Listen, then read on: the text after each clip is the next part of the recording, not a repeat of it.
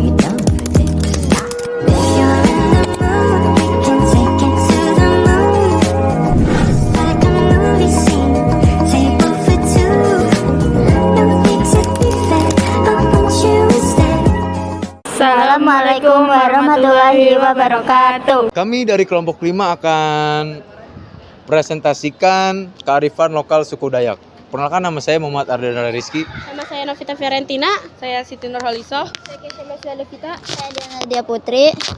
Saya Zafira Ditya Rahmadani. Pertama ada deskripsi. Suku Dayak adalah suku berasal dari Pulau Kalimantan.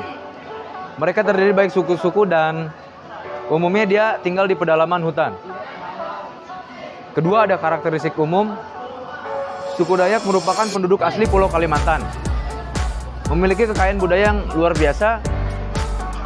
Secara umum karakteristik mereka dapat dilihat dari filosofi yang hidup selaras dengan hutan. Suku Dayak tersebar di seluruh provinsi Kalimantan. Yaitu ada di Malaysia juga ada, yaitu di Sarawak dan di Brunei Darussalam sama di Sabah. Terus ada yaitu ada bagian C. Suku Dayak memiliki sistem kepercayaan yang sangat kaya dan mendalam. Secara garis besar, kepercayaan mereka berpusat pada hubungan harmonis antara manusia dan roh leluhur.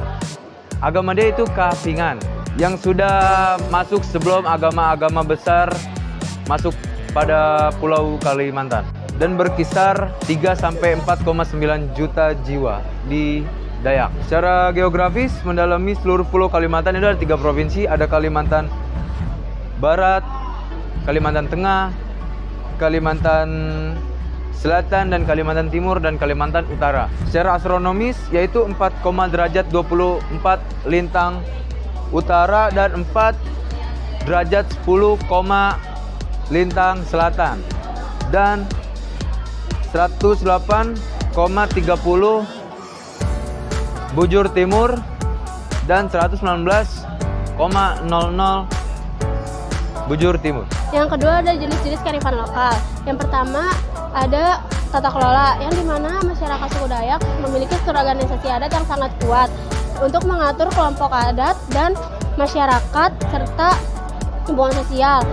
Berkaitan dengan masyarakat yang mengatur kelompok sosial. Contohnya itu ada lembaga adat. Lembaga adat yang dipimpin oleh seorang ketua atau biasa yang disebut dengan mantir, yang bertugas sebagai hakim atau penengah konflik sosial. Tokohnya adalah Cornelius Kimha dari Kalimantan Barat. Selanjutnya ada tokoh-tokoh yang mengatur hukum adat istiadat dan perselisihan suku Dayak. Yang pertama itu ada Panglima Burung. Sosok ini merupakan sosok yang dianggap sebagai pelindung seluruh suku Dayak. Gelar yang diberikan pada sosok ini merupakan seseorang yang dianggap memiliki pengaruh besar dalam menjaga kehormatan suku Dayak. Tokohnya adalah Marcelinus Mian. Yang kedua adalah Tumenggung. Tumenggung merupakan hakim adat tertinggi dalam satu wilayah besar atau rumpun adat yang bertugas sebagai hakim adat tertinggi dalam urusan hukum adat. Tokohnya adalah Tumenggung Surapati. Sanksi adat di mana seorang melanggar sanksi akan dikenai dengan denda dan hukum adat. Contohnya itu ketika seseorang yang melakukan tindakan asusila, maka seseorang tersebut akan dikenai denda berupa ramuan adat untuk membiayai proses berjalan ritual pembersih kampung. Selanjutnya itu ada nilai-nilai adat, tata nilai yang dikembangkan oleh masyarakat suku Dayak oleh masyarakat tradisional untuk masyarakat yang beretika. Kalau dalam suku Dayak itu namanya belembah adat atau hidup beradat. Hukum adat masyarakat suku Dayak merupakan adil katalino, yang berarti aturan tak tertulis yang mengatur kelompok masyarakat yang bersosial, moral, dan spiritual berlandaskan kearifan lokal.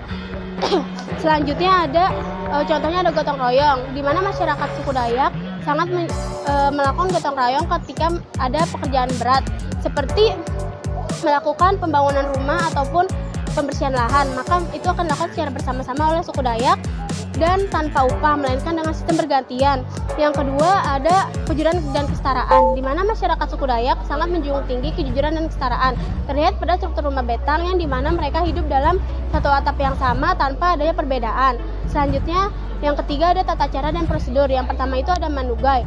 Manugai merupakan proses tahapan upacara syukur yang dilakukan yang melibatkan proses penyembelihan hewan kurban, tarian adat istiadat, dan penyajian sesajen yang dimana untuk membuka komunikasi dengan entitas spiritual.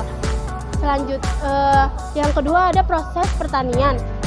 Yang pertama itu ada manggul. Manggul adalah tahapan pertama dalam proses pencocokan lahan. Yang kedua ada nebang atau nunu.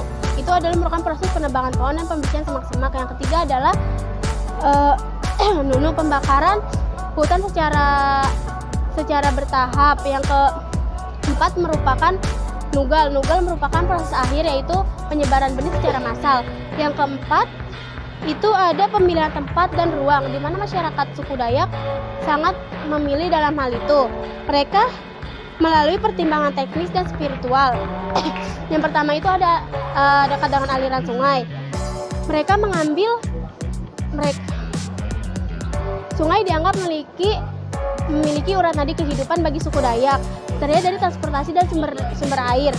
Maka sebagian besar rumah adat suku Dayak terletak di sepanjang aliran sungai. Yang kedua ada orientasi rumah betang. Orientasi rumah betang merupakan yang dimana pembangunannya dilakukan melalui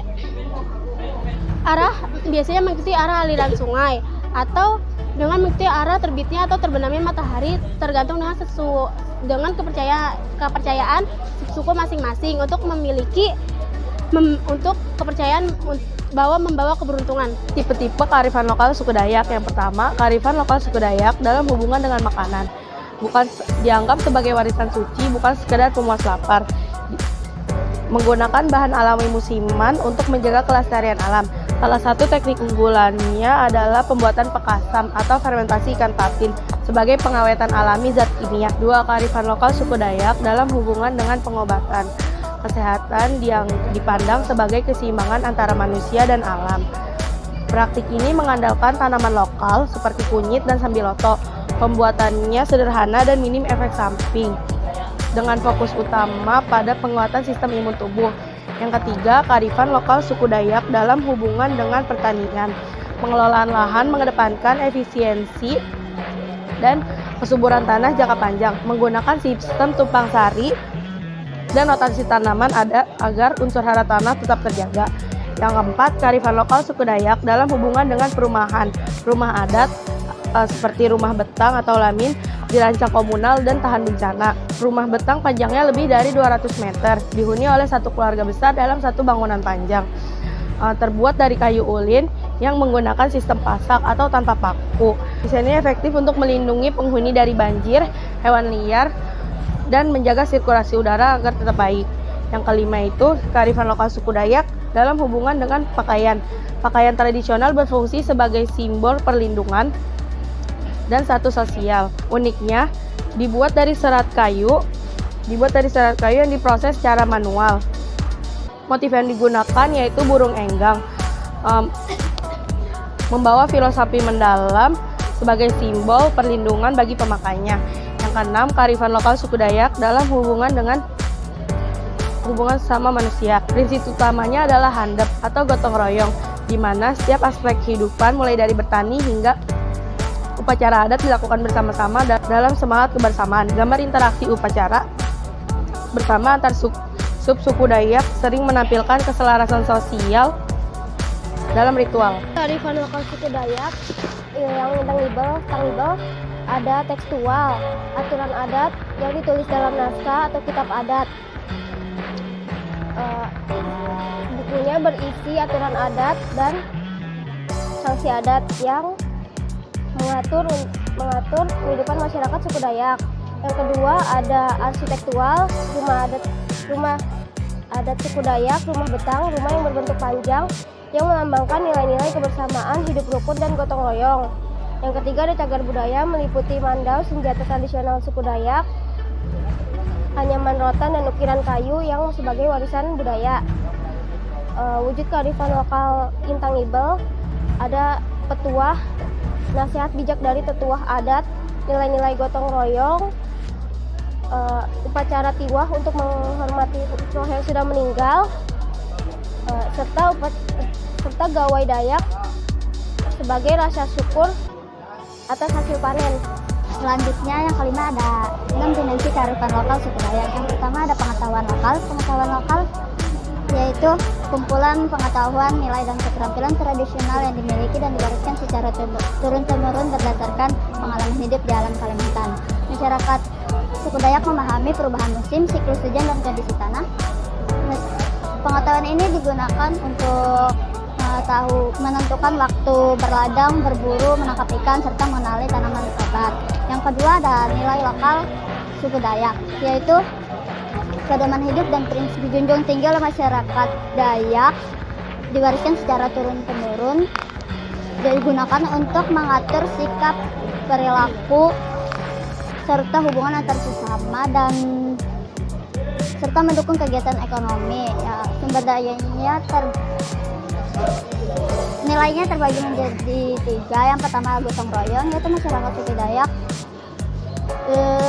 terbiasa saling membantu dalam pekerjaan seperti berladang dan kegiatan adat. Yang kedua ada harmoni dengan alam, yaitu masyarakat Dayak menjaga hutan dan lingkungan yang dianggap sebagai sumber kehidupan. Yang ketiga ada musyawarah adat, yaitu setiap keputusan penting diambil melalui musyawarah adat agar adil dan disepakati bersama. Yang ketiga ada keterampilan lokal suku Dayak, yaitu kemampuan masyarakat suku Dayak untuk bertahan hidup dan mencari penghasilan. Dan untuk bertahan hidup, masyarakat suku Dayak memiliki keterampilan berladang, berburu, dan menangkap ikan. Sedangkan untuk mencari penghasilan, masyarakat Dayak membuat kerajinan seperti rotan, anyaman, kayu, ukiran kayu, manik-manik, tenun, dan senjata tradisional, serta mengembangkan wisata budaya dan menjual tanaman obat tradisional.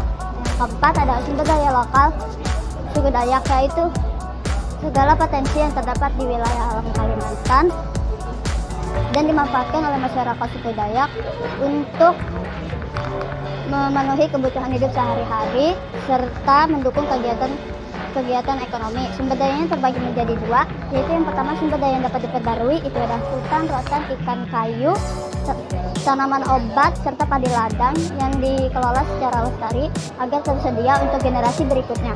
Yang kedua ada sumber daya yang tidak dapat diperbarui, yaitu ada emas, batu bara, mineral lain, dan pemanfaatannya dibatasi agar tidak merusak lingkungan dan kehidupan masyarakat. Yang kelima ada mekanisme keputusan musyawarah lokal suku Dayak, yaitu cara atau sistem yang digunakan oleh masyarakat suku Dayak untuk menentukan keputusan bersama dalam kehidupan sosial, adat, dan kemasyarakatan berdasarkan hukum adat dan musyawarah. Pengambilan keputusan dilakukan melalui pemerintahan adat yang dipimpin oleh kepala adat atau damang. Keputusan diambil melalui musyawarah adat agar adil dan disepakati oleh bersama. Sistem ini menjaga ketertiban dan keberlangsungan adat suku Dayak. Yang keenam ada solidaritas kelompok lokal suku Dayak, yaitu rasa kebersamaan, persatuan, dan saling membantu yang sangat kuat oleh masyarakat di antara masyarakat suku Dayak dalam kehidupan sosial, adat, dan budaya mereka. Solidaritas masyarakat Dayak sangat kuat dan terlihat dalam kegiatan gotong royong. Mereka saling membantu dalam kegiatan membangun rumah, upacara, dan lain-lain. Dan saat mereka mengalami kesulitan, hidup di rumah batang membuat rasa persaudaraan dan kebersamaan. Fungsi kearifan lokal. Yang pertama ada konservasi dan pelestarian, menjaga hutan, sungai, dan alam agar tetap lestari melalui aturan adat. Contohnya, di Dayak memiliki hutan larang yang bernama Hutan Waya, di mana hutan tersebut tidak boleh ditebang sembarangan. Apabila melanggar akan dikenai sanksi. Sanksinya bisa berupa denda. Pelakunya diwajibkan untuk membayar denda berupa uang mulai dari puluhan juta hingga miliaran, tergantung perusakan skala besarnya. Yang kedua, ritual pemulihan. Di mana pelakunya itu diwajibkan untuk menyediakan atau memberikan hewan kurban. Biasanya bisa berupa babi atau ayam. Bahan-bahan tersebut digunakan untuk ritual untuk sesajen yang akan diberikan kepada roh leluhur. Hutan Waya itu memiliki luas sekitar 38.000 hektar dengan ciri khas hutan hujan tropis yang memiliki kekayaan flora dan fauna. Contohnya seperti macan dahan, burung enggrang dan orang hutan. Yang kedua ada pengembangan dan peningkatan SDM. Masyarakat dilatih kemandirian, terampil dan bertanggung jawab melalui kebiasaan dan nilai adat. Contohnya sejak kecil anak-anak di Dayak diajarkan untuk bertani, berladang, berburu dan bekerja. Hal tersebut dilakukan untuk melatih kemandirian dan rasa tanggung jawab. Yang ketiga ada pengembangan budaya dan ilmu pengetahuan. Pengetahuan lokal diwariskan secara turun-temurun melalui seni dan praktik hidup. Yang keempat ada patuah, kepercayaan dan pantangan. Aturan adat menjadi pedoman hidup agar masyarakat tidak merusak alam sembarangan dan melanggar norma. Contohnya terdapat pantangan menebang pohon tertentu karena dipercaya sebagai tempat roh leluhur. Hal tersebut mengajarkan agar masyarakat tidak menebang pohon sembarangan dan tidak merusak alam. Yang kelima bermakna sosial, memperkuat kebersamaan, gotong royong, dan penyelesaian masalah secara musyawarah. Contohnya saat membangun rumah bentang, seluruh warga bekerja sama secara gotong royong.